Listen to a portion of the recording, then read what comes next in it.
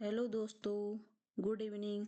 कैसे हो दोस्तों? आज की क्लास में हम जानेंगे उत्पादन संभावना वक्र के विषय में। उत्पादन संभावना वक्र वह वक्र है जो दो वस्तुओं के उन विभिन्न संयोग को दर्शाता है जिन्हें एक अर्थव्यवस्था उपलब्ध संसाधनों और दी गई तकनीकी के साथ उत्पादित कर सकती है। इसे उत्पादन संभावना सीमा भी कहते हैं। दोस्तों, उत्पादन संभावना वक्र को हमने तालिका और रेखाचित्र दोनों के माध्यम से समझाया है। पहले हम देखते हैं तालिका के माध्यम से। दोस्तों, पहले लिखा है उत्पादन संभावना। दूसरी लाइन में हमारी गेहूं जो लाख टन में है, चावल जो लाख टन में है। दोस्तों, उत्पादन संभावना बिंदु ए पर हमारा गेहूं का उत्पादन 0 होता है और चावल जो है 15 लाख टन में है।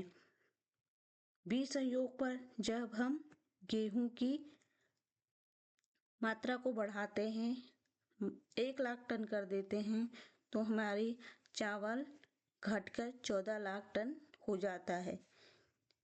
बिंदु सी पर जब हम गेहूं के उत्पादन को 2 लाख टन बढ़ाते हैं तो हमें चावल की मात्रा का त्याग करना पड़ता है, जिसमें हमारा चावल 12 लाख टन ही होता है। सी बिंदु पर जब हम गेहूं की मात्रा को और बढ़ाते हैं तो हम 3 लाख टन गेहूं उत्पादन करने के लिए हमें चावल की मात्रा को और कम करना पड़ता है, जिसमें वो 9 लाख टन प्राप्त होती है।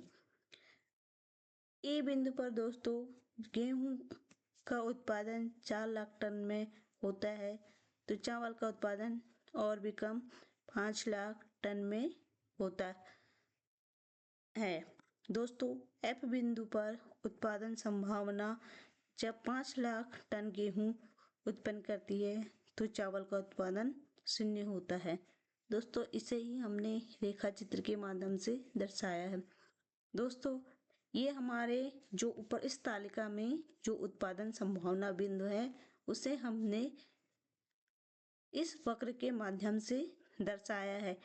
ये वाली रेखा दोस्तों, वो एक्स वाली हमारी जो रेखा है वो गेहूं है जो टन में है, और वाई एक्स सॉरी दोस्तों, जो हमारी ओ एक्स रेखा है वो चावल की है जो टन में उत्पादित करती है, और ओ वाई अक्ष वाली रेखा हमारी गेहूं की है जो टन में है। इन बिंदुओं को हमने एक रेखा चित्र के माध्यम से दर्शाया है और एक वक्र खींचा तो हमें इस प्रकार वो वक्र प्राप्त हुआ है। दोस्तों, आप थोड़ा सा नीचे देख सकते हैं।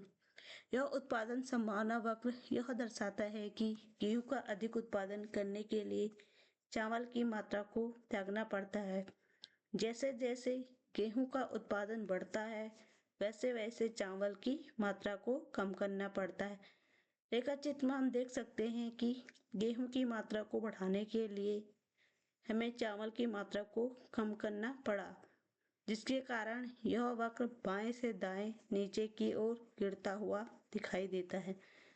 दोस्तों, आज की क्लास में इतना ही। मिलते हैं नेक्स्ट क्लास के साथ। अगर वीडियो पसंद आई हो तो एक बार लाइक और कमेंट जरूर करना। धन्यवाद।